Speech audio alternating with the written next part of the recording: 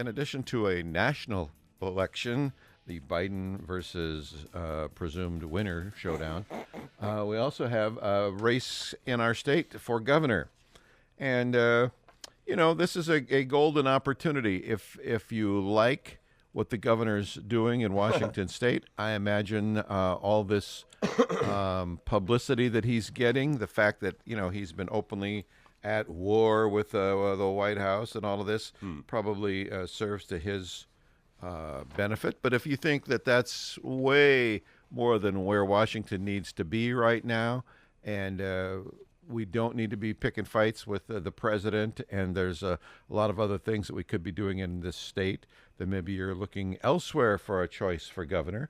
A number of candidates on the Republican side, one of them choosing to spend some time with us this morning, Joshua Freed. There he is. Kind of tap dancing around getting Mr. Freed on here for some time. I'm so glad we were able to do it. Joshua, good morning, sir. How are you? Good morning. Great to hear your voice. I hope you guys are doing well. Yes. We are, as a matter of fact. First of all, I guess for the folks that aren't as familiar with who you might be, I know that you have some connections to some really cool people in our neck of the woods, friends of mine and friends of yours, and they have spoken highly about you on multiple occasions. And for whatever reason, it slipped through my cracks, but I'm glad you're here. Tell us who you are, what's your background, and why it is that you want to run for governor. You bet. I do have some dear friends, the Rankins, the Platts, and many others. But I am running for governor because we can look around this state and see the dismal failures of our current administration. We've seen Jay Inslee not pay attention to the rising crime and the rising drug culture across our state, where we've seen assaults on police officers increase by 40%. We've seen murder increase by 41% and rape increase by 65%. It's all tied to the increase in drug use, and which is the biggest contributing factor to homelessness today. About 80% of the homeless are addicted to drugs or alcohol, which is the reason why we have around 21,000 a night across our state, even up to, 3,000 a night in Spokane, 12,000 a night in Seattle. I know Yakima sometimes closes the doors to the Chamber of Commerce in the middle of the day because people are walking in, homeless people are walking in during business hours. And we need to make sure that we restore a state of order here in Washington State. And this is the same governor that during this COVID crisis thinks it's right to release 950 prisoners out into the open. We need to make sure that we're protecting our own personal security rather than letting folks out of jail who need to spend their time there for the crimes that they committed. Well, that's right. He needs to start representing those people that truly need the help today. This whole pandemic has brought many new issues to the table. We were very much focused and still focused on making sure that we can address the homeless situation that's fueled by mental health issues and drug and alcohol addiction. We've been focused on out-of-control spending in Olympia, and it's certainly making sure that we don't have an income tax here in this state. Yeah. But watching him handle this whole crisis right now has been an embarrassment, and I never knew that we'd have Governor Newsom, a governor of California, controlling our destiny in Washington. That's right. You're singing all the right notes here, Yeah, that's sir, right. for this part of the state for sure. How do you think that's going to play in those areas where you're going to have to make some inroads against the entrenched left? How do you get through to them? Well, I want to represent the entire state of Washington, and we can show that as all 39 counties come out to vote, we can win. We can overcome that downtown Seattle population that always tries to dictate their socialism throughout the state.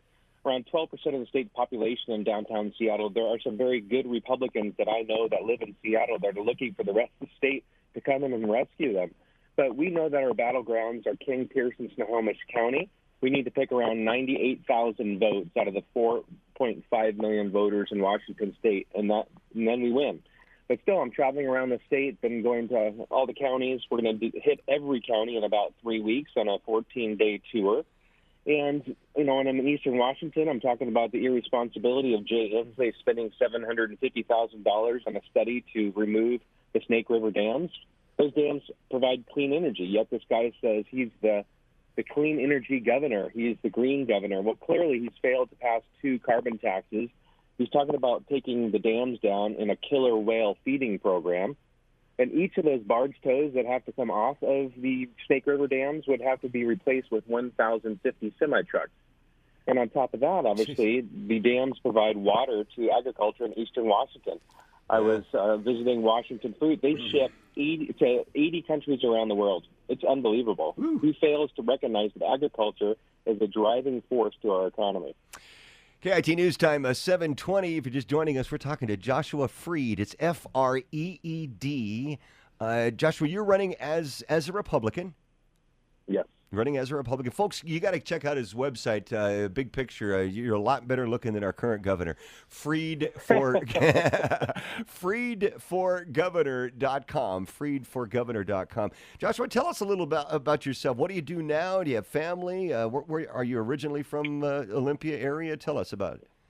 Yeah, so I live in the city of Bothell. I used to live in Egypt and Pakistan. I've served around the world for 21 years with my wife, 23 years. And we have 5 kids, 21 years old down to 14-year-old twins. So we never have a dull moment in our family. There's always 7 of us running around from one place to the next. But we worked in the Philippines with the International Deaf Education Association. But here in the Bothell area, I served on Bothell City Council for 12 years and also served as mayor. I oversaw the largest revitalization of a downtown in Washington with $450 million worth of private investment. I understand what's needed today as we're looking at an economic crisis currently, and we need to have a pathway forward. I've also served on several different boards, Protect the Child Today, the International Deaf Education Association, Eastside Transportation Partnership, King County Mental Health Advisory Board.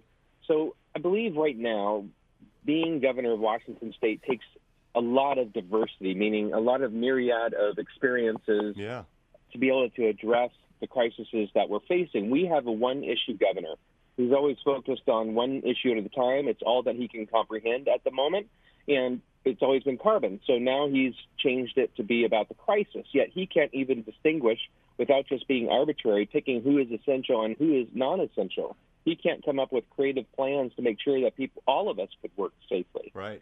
So, I'm just making sure that we have different solutions to what we're facing today. I've suggested that the governor call a special session today to give immediate relief to small businesses and to taxpayers. He's failed to do so. This is the same guy who wanted to spend $319 million from our rainy day fund to build 2,100 beds for the homeless. That's $143,000 a bed. $319 million. His suggestion right now for his economic plan for small businesses, $5 million. That's it. It's $8.21 for a small business. It's not a plan. It's literally an insult. It is an insult. Well, let me ask you this. So when you buy a box of crayons, they're not all green? Is that what you're saying is? Not every one in the box is green? That's a fair statement? Let me ask you this. How did you get $450 million in private investment to kick into Bothell? What was the plan there? And how might that be transported to state government? Yeah, absolutely. We used a special tool called TIF, tax increment financing. And so we as a city came up with a vision for the city. So what you do is you pull people together, say we want to set up a plan by Bothell, a vision for Bothell. So we pulled in 56 people in a downtown stakeholders resource group. It was kind of a long acronym, but a great group. Came up with a vision, then I helped pull people together, Republicans, Democrats, independents, for the good of our city. It was Bothell first. And so we used that tool. We improved the infrastructure. We put new roads in, new sidewalks, created city blocks, and then invited investors in and saying, hey, here is an opportunity for you to build and be part of our community. And they're very excited because we had an open door. For 12 years, I never voted to raise taxes. So I was able to have the largest revitalization of a downtown without tax increases. That's amazing. We can do that for Washington State by using certain tools for economic revival and recovery. Jay Inslee has still not come up with a proper plan for recovery. I've listed out 5 points talking about how we can have a path forward today, how we can get back to work and get back to work safely. Just all these tools. I think of tax dollars as investments. I run a real estate investment company for the last 15 years. We do land development, we build homes, and you have to think about people's money, taxpayers' money in investments, not just pouring money out like they've done with $1 billion with the homeless industrial complex. But when you invest it, you're going to see a return on that investment. That's the leadership that we need in Washington today. Just to even hear the words coming out of somebody's mouth that says without tax increases is pretty darn refreshing right there. Well, that's my litmus test right there, sir, and you passed. Well done. All right, I love it. Well, how are you going to do this tour with social distancing and all of that kind of stuff? Or are we here to say that it's time to get back to biz and we're just going straight forward? Or what are your plans there? Well, no, it is absolutely time to get back to business, but we will be starting our tour on May 6th. The stay-at-home order is supposed to start to be removed on the 4th. I consider all jobs essential, but certainly there has been no stopping. I couldn't imagine if he deemed his opponents in this race as non-essential in regards to politicking. So I believe that we are allowed to go visit friends across the state and talk about what's happening in this race. And so we're waiting. We're going to be gone right now doing the tour. Obviously, some things changed. So we are waiting for the stay-at-home order to be removed. If it's not removed by the 5th and it's removed by the 10th, we're just going to bump the tour a week to make sure that we can have people come out and see us, because we are still respecting the rules, even though I think that he's terribly wrong on many of the things that he's doing today. Well, and I'm looking for his constitutional authority, which I do not believe he has. Yeah, bingo. That's that's crazy. That thing has raised its head, starting in New Jersey and Michigan, and probably finds its way here as well. Joshua Freed, when you come this way, could we chat with you again? Oh, I would love it. Thank you so much. I can have Azra reach out to me, or to you. She's my scheduler, and would love to visit in studio. Would be great. Sure. Well, we're up for that. So we'll remind folks that freedforgovernor.com is a good place to go to start to find out more about Joshua Freed. Yep. We like what you're saying, sir. It sounds great. There's a lot of frustration here. You know, Inslee was one of ours for a period of time.